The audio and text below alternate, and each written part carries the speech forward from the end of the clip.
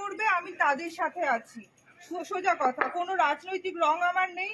আমি আজকে সবার কাছে স্বনির্বন্ধভাবে বলতে চাই, আমাদের যে সামাজিকভাবে আমাদের যে অসম্মান আর অর্থনৈতিক সংকটের মুখে আমরা পড়েছি, আপনারা আমাদেরকে সাহায্য করবেন। সাধারণভাবে আমাদের নিয়ে রাজনীতি করবেন না যে আমরা একটা ইস্যু হয়েছি বা অস্ত্র হয়েছি যে এটাকে নিয়ে পালা বদল হবে, এ হবে কি হবে জানি না। আমরা সামাজিকভাবে অসম্মানের নিয়ে জীবন কাটাচ্ছি এবং অর্থনৈতিক সংকটের মুখে পড়েছি। আমি 5টা জেলা পেরিয়ে এখানে চাকরি পেয়েছি, চোরগুলো ঢুকেছিল বলে, না হলে আমি বাড়ির পাশেই হয়তো পেতাম। আমার আগে অনেকেই দুর্নীতিগ্রস্ত আছে, সেই জন্য এখানে এসেছি। দোষটা কোথায়? কি ভুল করেছি? কাউকে টাকা দিইনি, কোনো এজেন্টকে চিনি না, সেটা দোষ আমার? সেই দোষে আমার চাকরি যাচ্ছে। আপনারা আমাদের বাঁচান। মানে আমি কোনো ব্যানারের আন্ডারে নয়, আমি আপনার বিজেপি, তৃণমূল, সিপিআইএম কাউকে না, সাধারণ নাগরিকদের কাছে আমার এটা স্বনির্বন্ধ অনুরোধ, আমাদের বাঁচান। এই অবক্ষয় আর নেওয়া যাচ্ছে না, আর আমাদের জীবনটা শেষ হয়ে গেল কেন? কোন দোষে কি করেছি?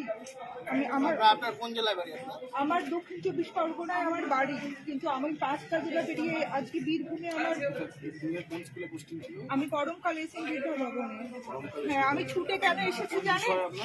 পরিবেশবিদ 11-12 আমার বাড়ি এই পাশে। আমি যে সবে মাত্র একটা ফ্ল্যাট কিনে জব করে থাকার চেষ্টা করছি, হঠাৎ শুনতে সংবাদ মাধ্যমের বন্ধুরা আপনারা এসেছেন, এই দিদিভাই যিনি একজন যোগ্য প্রার্থী, আমাকে কোনো ব্যানারের আন্ডারে করবেন না। উনি একেবারেই তিনি ভারতীয় জনতা পার্টির সঙ্গে তার কোনো যোগ নেই, কিন্তু তার মনস্তত্ত্বটা বুঝুন। আমাদের আজকে যে লড়াই, এই দিদিভাইদের জন্যই লড়াই। কেন তারা সাফার করবেন? আজ সুপ্রিম কোর্টের প্রধান বিচারপতি, মহামান্য বিচারপতি সঞ্জীব খান্না তো এটাই চেয়েছিলেন। স্কুল সার্ভিস কমিশনকে বলেছিলেন তো যোগ্য আর অযোগ্যদের তালিকাটা করে দিন, সেগ্রিগেশনটা করে দিন।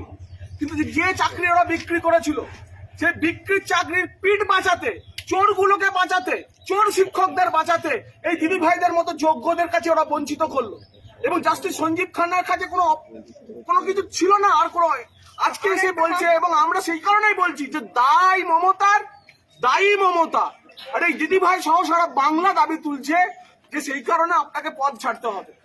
এই যে অপশাসন, আপনি দিদি ভাইয়ের মুখে শুনুন, তাদের অসহনীয় ব্যথাটা শুনুন। একটা দোষ, একটাই যে 17 দফা দোষ বা বলছে অ্যালিগেশন নিয়ে আসছে, যে একটা দোষ যদি আমাদের প্রমাণ করতে পারে যে হ্যাঁ আমার এই একটা দোষ আছে বা একটা 1% দোষ আছে, তাহলে আমি নিজে চাকরি ছেড়ে দেব। কোনো দোষ নেই, আমার চাকরিটা গেল আমাদের ভারতের বিচার ব্যবস্থার কাছে, এটাই আমার প্রশ্ন। কেন উনি ভলান্টারি সার্ভিস দেবেন? কেন আমার চাকরি 16 সাল থেকে চাকরি করার পর কেন উনি ভলান্টারি সার্ভিস দেবেন? মুখ্যমন্ত্রী যে যোগ্য অযোগ্যদের নামে মিটিং করে কেন তিনি এই আশ্বাস নিয়ে বাড়ি ফিরবেন না যে তার চাকরিটা সুরক্ষিত?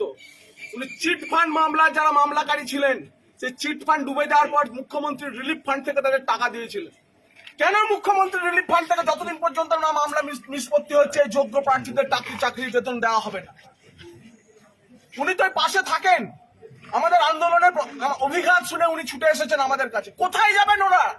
আমরা তাদের জন্য আওয়াজ তুলছি, এবং সেই কারণে আমরা নবান্ন অভিযানের ডাক দিয়েছি যে পতাকা ছাড়া দরকার হলে যাক, পতাকা নিয়ে আমরা যাবো। এই ধরনের যোগ্য পরীক্ষার্থী যারা আছেন, যারা প্রতারিত হয়েছেন, এবং এরা তো 19,000, 26,000, 6,000 যোগ্য অযোগ্যের বিষয় না, যে 23 লক্ষ পরীক্ষার্থী যে শিক্ষক এবং অশিক্ষক কর্মীর জন্য 16 সালে পরীক্ষা দিয়েছিলেন, আজকে প্রত্যেকে প্রতারিত মনে করছেন।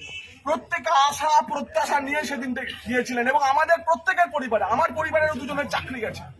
তাদের সামনে মুখ দেখাতে পারছে না, যখন জিজ্ঞেস করছে দাদা তোমরা আন্দোলন করছো, কিন্তু আমি তো যোগ্য ছিলাম, আমার চাকরি কিভাবে চলে গেল? আসলে আমি পাশেই থাকি, আমি এই বিক্ষোভের শব্দ শুনে ছুটে এসেছি। ডিআই অফিসে কিছু একটা হচ্ছে আর আমাদের কথাই বলা হচ্ছে, সম্ভবত এটা বুঝতে পেরে আমি এলাম দেখতে যে কি হচ্ছে। তখনই আমাকে সবাই এইভাবে জিজ্ঞাসা। আপনি কি জানালেন? আমি জানালাম যে আমাকে নিয়ে, আমি এখানে বিজেপির একটা বিক্ষোভ সমাবেশ হচ্ছে বলেই ভেবে নেবেন না আমি বিজেপির সমর্থক।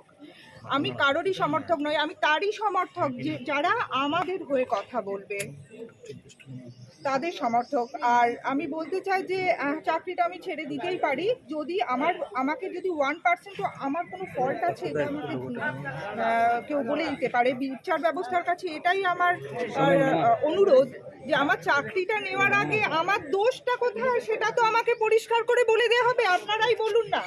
এটা কি অন্যায্য কথা? আমি তো একটা সাধারণ নাগরিক, আমার নাগরিক হিসাবে আমার দেশ আমাকে এইটুকু দেবে না? আমাদের থেকে শুধু সার্ভিস নেবে? কাল গিয়েছিলেন আপনি ওখানে? যোগ্য তো বাঁচতেই পারলো না এতদিন ধরে রাজ্য বাঁচতে সরকার। পারলো না, না বাছার সদিচ্ছা নেই, সেটা নিয়েই তো প্রশ্ন। কেন বাঁচতে পারবে না? আর বাছার দায় কি আমাদের? আমরা পরীক্ষা দেবো আবার আমরাই বেছে দেব? না, যারা পরীক্ষা নিয়েছিল তাদের দায়িত্ব। আর বাঁচতে পারুক আর নাই পারুক, আমাদের মতো নিরীহ মানুষের উপর দিয়ে অনুমানের ভিত্তিতে আমাদের চাকরিটা নিয়ে নেবে, আর সামাজিক আর অর্থনৈতিক সংকটের মুখে আমাদের কেন পড়তে হবে? আমাদের কি দোষ ছিল? সব এটা তো জলের মতো পরিষ্কার। ভলান্টারি সার্ভিস দেবেন? কাল গিয়েছিলেন আপনি? না, দেব না। ভলেন্টারি সার্ভিস কেন দেব? আমারা হকের চাকরি, আমি ভলেন্টারি সার্ভিস দেওয়ার জন্য নিশ্চয়ই আমার 12-14 বছর পরিশ্রম, তারপরে চাকরি পাওয়া, তারপরে বাড়ি থেকে 5টা জেলা পেরিয়ে এসে আমার পোস্টিং হয়েছে, সেখানে চাকরি করছি, সে ভলেন্টারি দেওয়ার জন্য। আমার ইএমআইটাকে গুনবে, আমি খাবো কি? রাস্তায় তো নেমে গেছি, রাস্তায় ভিক্ষা করবো এবার, কিন্তু ভলেন্টারি সার্ভিস দিতে যাব না। কাল গিয়েছিলেন? না, আমি ওরকম স্তোক শুনতে যাই না যেখানে সেখানে। কোন স্কুলে শিক্ষকতা করতেন? আমি করমকাল এসএনজি ভবনে শিক্ষকতা করি। মুখ্যমন্ত্রীর আশ্বাসটা কি আপনার কি ভালো লাগেনি? অর্পিতা ঘোষ। আমি আমার চাকরি ফেরত চাই। আশ্বাসে হবে কি কারো কাছে গিয়ে হবে? কে করে দেবে? সাধারণ জনগণ, মিডিয়া বা কোনো পলিটিক্যাল পার্টি কে আমার পাশে আছে আমি জানি না, যে আমার সঙ্গে থাকবে। আর আমি কাউকে বলছি না যে শুধু শুধুই আমার পাশে থাকুন, সত্যের পাশে থাকুন। যারা সত্যি করেছে, দায়ী কে? বঞ্চনা করেছে তাদের। এই রকম প্রশ্ন কেন করছেন? আপনারা জানেন না দায়ীকে? দায়ী যেই হোক, অন্তত আমাদের মতো বঞ্চিত মানুষগুলো নয়। সুতরাং আমরা কষ্ট পাচ্ছি কেন জানি না। আর দায়ীকে আমি বলতে পারবো না, জলের মতো পরিষ্কার। আশা করি মিডিয়া থেকে সাধারণ জনগণ সবাই জানে দায়ীকে। ঠিক ঠিক।